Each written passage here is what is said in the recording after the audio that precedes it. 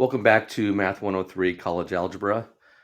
Today we're going to be looking at section 3.1 of this particular course, quadratic functions and models. And we're going to talk about a quadratic function. What does a quadratic function look like? What does the graph of it look like?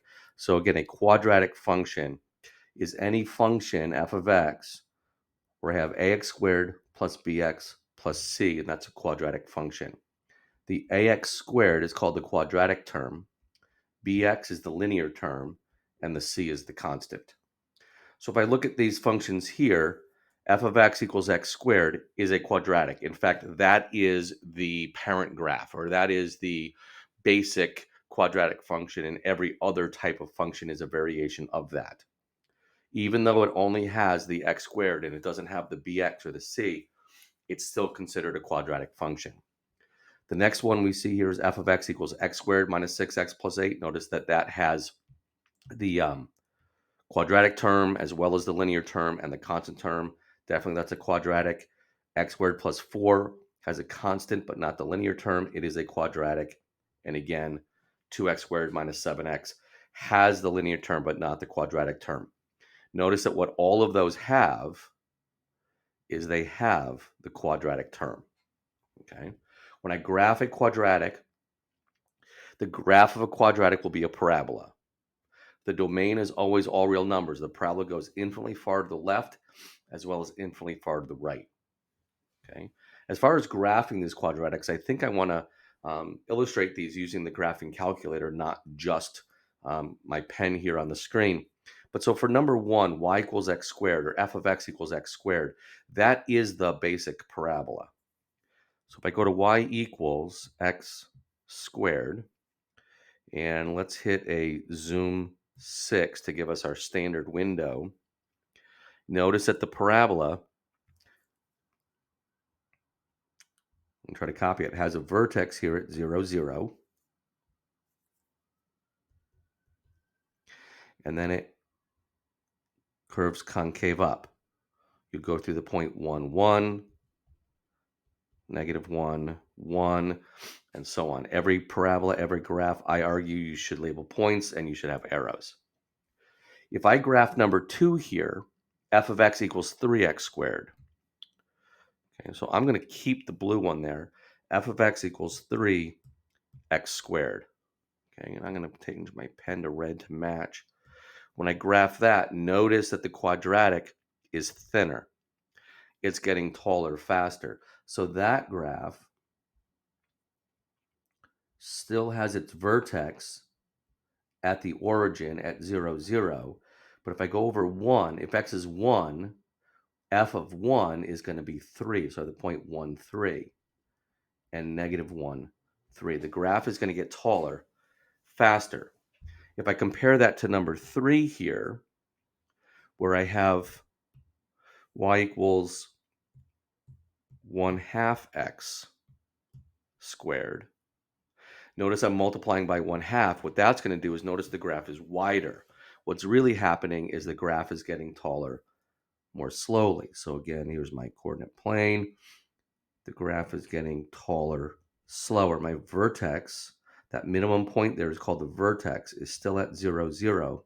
If I go over to 1, x would be 1/2. 1 squared is 1 times 1/2 is 1/2.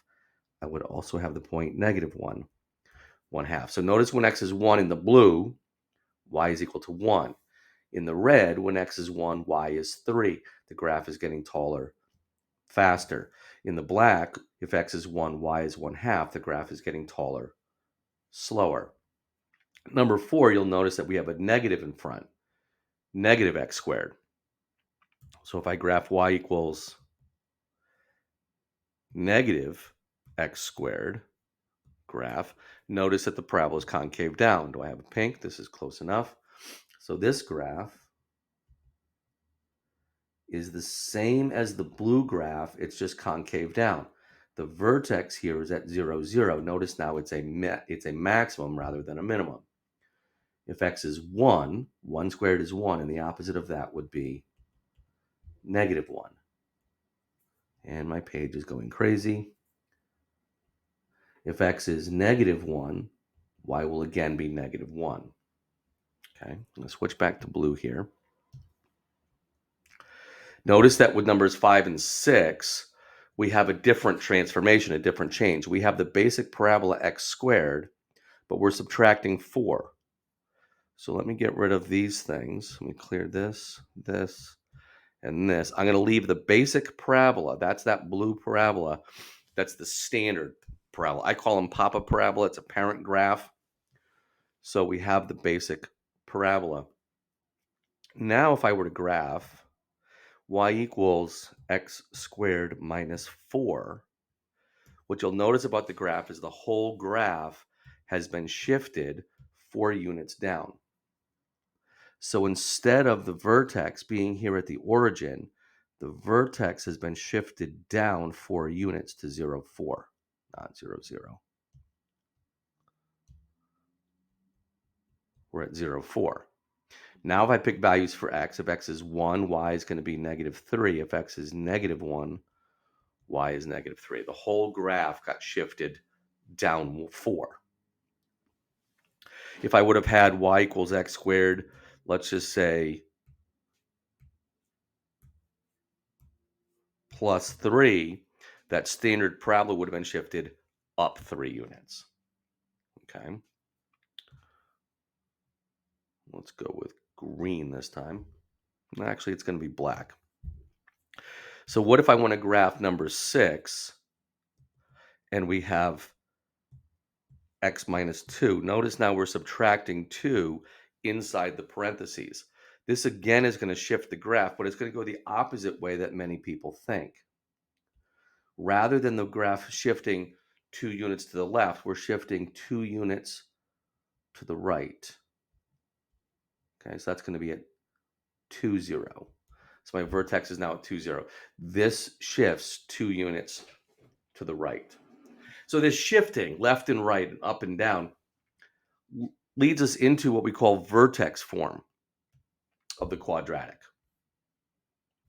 Okay, so if I graph vertex form, a quadratic can look like f of x equals a, and then we have x minus h squared plus k.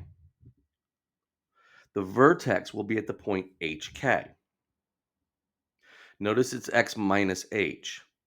In number 7, I'm going to find the vertex by finding h and k. The x plus 2 is the same as x minus negative 2. Therefore, the h is negative 2. The negative 3 is the k. Let me get this out of my way here. So when I go to graph this, and let's make a clear graph. Let's clear all these things out. Parentheses, x plus 2 squared minus 3. Notice that the vertex was shifted 2 units to the left and 3 units down. So my vertex is at negative 2, negative 3. 1, 2, 1, 2, 3. So here is my vertex at negative 2, 3. My a value is 1, so the parabola is concave up. It's also standard width. Now, something I'm not doing in this video is labeling other points in every graph. You should pick another value of x, go to the left, go to the right, and label at least 2 more points. Okay. In this graph, in this video, I just want to give you a quick overview in getting it graphed, and then I'm confident that you can label additional points. In number 8, notice we have x minus 5. So my h value is 5, and then we have plus 4, so my k value is 4. So to graph that, my axes, my vertex is at 5, 4. Here's my point 5, 4. The parabola is concave up and standard width, so it's going to look something like this. And again, you should label a couple of other points on either side. Again and again, number 9. To find my vertex, the h value is 2. The k value is negative 16. Now, clearly, I don't have a lot of space here to put in 16 little tick marks, but I'm going to say that this is about 2 and negative 16. This is why it's important to label points, because that's what my parabola will look like. Okay. One last time. Notice again, we have x plus 3. So the h value is going to be negative 3 minus 1. So my k value is negative 1. My vertex is at the point negative 3, negative 1. Notice that a is 2. So this is going to get taller faster. Negative 3, negative 1. It's very hard to see graphing, sketching the curve, which is why you want to have additional points labeled. Okay. Sometimes we're given an equation or a function in vertex form, and we need to convert that to standard form. Standard form is the ax squared plus bx plus c. In order to accomplish that, all I need to do is expand this. Now, don't forget that x minus 2 squared means that we have x minus 2 times x minus 2. So we have x squared minus 2x is a minus 4x. Negative 2 times negative 2 is a plus 4, and then minus 16. We can combine the 4 and the negative 16. So f of x is equal to x squared minus 4x minus 12. And now that graph is in is in standard form. Okay. I could go back and try. I'll do one more. If I pull one of these from above, let's just say we have number 10. Okay. Number 10, f of x is equal to 2 x plus 3 squared minus 1. If I want to convert that from the vertex form into the standard form, again, 2, and I have x plus 3 squared. So it's x plus 3 minus times x plus 3. X times x is x squared. X times 3 is 3x. 3 times x is another 3x. So that's a total of 6x. 3 times 3 is 9. Now we distribute the 2. So we have 2x squared plus 12x plus 18 minus the 1. So here's that equation in standard form. Sometimes we would rather have the equation in standard form. Sometimes we'd rather have the equation in vertex form. Okay. Now we do have what we call the vertex formula. Suppose I have a graph in standard form. I have a quadratic in standard form, and I need to graph that quadratic. A lot of things are taught, like you can take the x squared minus 4. I'm looking at number 11. F of x equals x squared minus 4x minus 12. And you can factor that to find your x-intercepts and then do a lot of things from there. And that is something that has value. What I want to look at in this video, though, is to stay consistent with finding the vertex. Okay? To find the vertex, we can get the h value by simply finding negative b over 2a. So if I look at number 11, notice that the a value is 1, the b value is negative 4, and the c value is negative 12. I want to find my vertex, which is still hk. To find my h, I do the opposite of b. B is negative 4. The opposite of that is positive 4. And I'm going to divide that by 2a. Notice I'm using this negative b over 2a. Let me back up and write that here. The h value is the opposite of b divided by 2a. B is negative 4. Opposite of negative 4 over 2 times 1 is 4 over 2, or 2. So my h value is 2. So my vertex is going to have an h value of 2. To find k, notice that k is the y value. You find f of the h, or f of 2. So I have 2 squared minus 4 times 2 minus 12. 2 squared is 4. 4 times 2 is 8 minus 12. So we have negative 16. So the k value is negative 16. And so there's my vertex. Now what I'm going to take my time to do in this video is to show you how from standard form to find the vertex. How do I graph the quadratic? Refer back to what we talked about before. Once you have the vertex, plot the vertex and draw the parabola. Okay. So for 12, 13, 14, I want to focus on simply finding the vertex and trust that you can graph the quadratic from there. If you still need to do it, back up the video and go watch that part about graphing again. So the vertex is again going to be hk. H is negative b over 2a, which is the opposite of 12 over 2 times 3. H is negative 2. K is going to be f of that h, or f of negative 2. So I'm going to put that negative 2 back into the x values.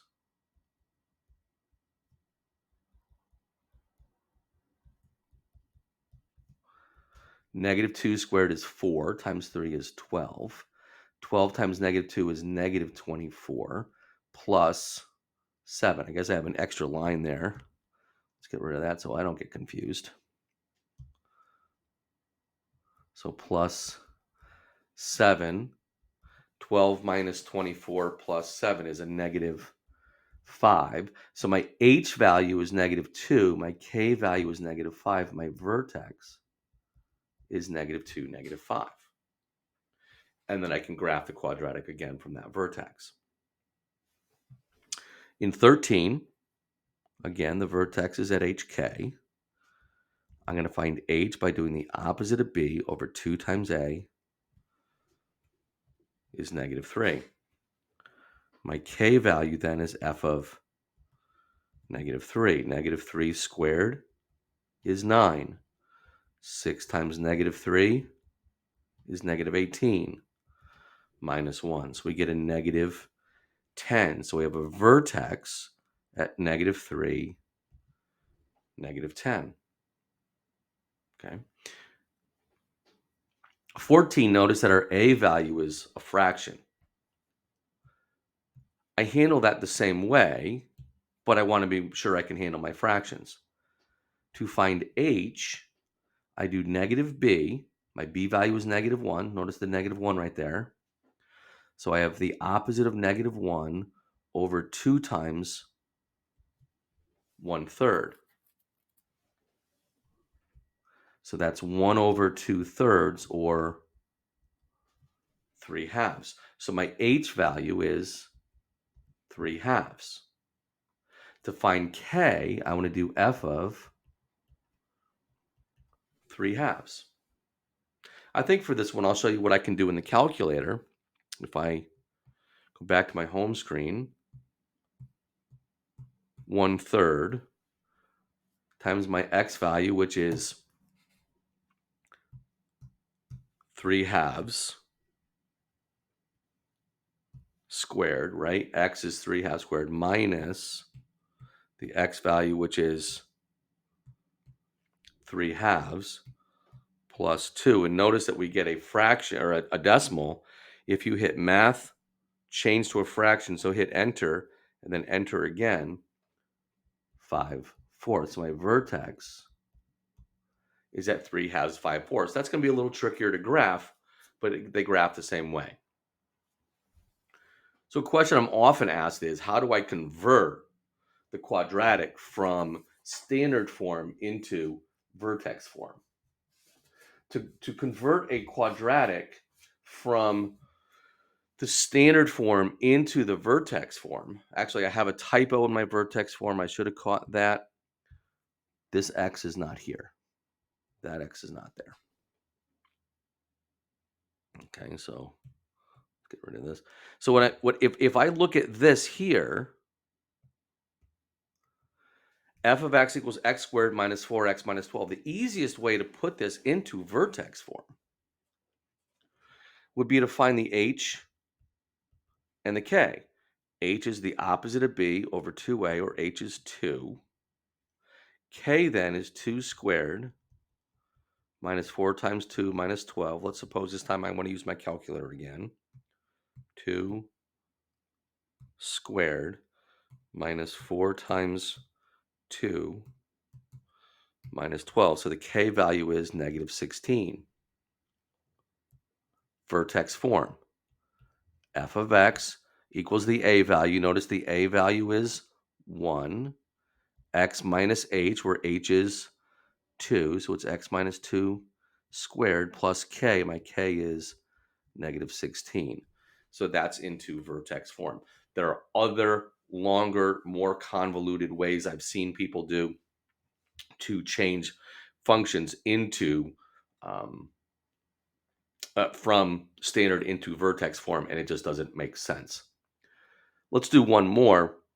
We'll just take number 12, right? We've already found hk. My vertex is at negative 2, negative 5. I'm going to do some, okay, number 12. We have, we'll redo it, okay? F of x, move that down. F of x equals 3x squared plus 12x plus 7. Again, we're redoing some calculations we've done, but to change this from the standard form into the vertex form, I need to find h and k. I already know that the a value is 1. So I already know that f of x equals 3 times x minus. We need to find h. H is the opposite of the 12 over 2 times 3, or negative 2. So this is x minus negative 2 squared. Now k is f of negative 2. So 3 times negative 2 squared plus 12 times negative 2 plus 7. I already know we already did this, but let's do 3 times the negative 2 squared plus 12 times, whoops, negative 2. Got to hit that negative. Why does it want to hit it? Negative 2.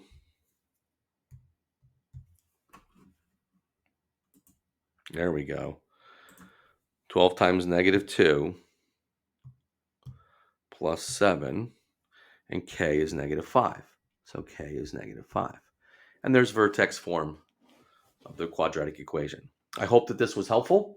If it was, go ahead and like the video. Subscribe would be great. And I hope to see you back next time. Thank you.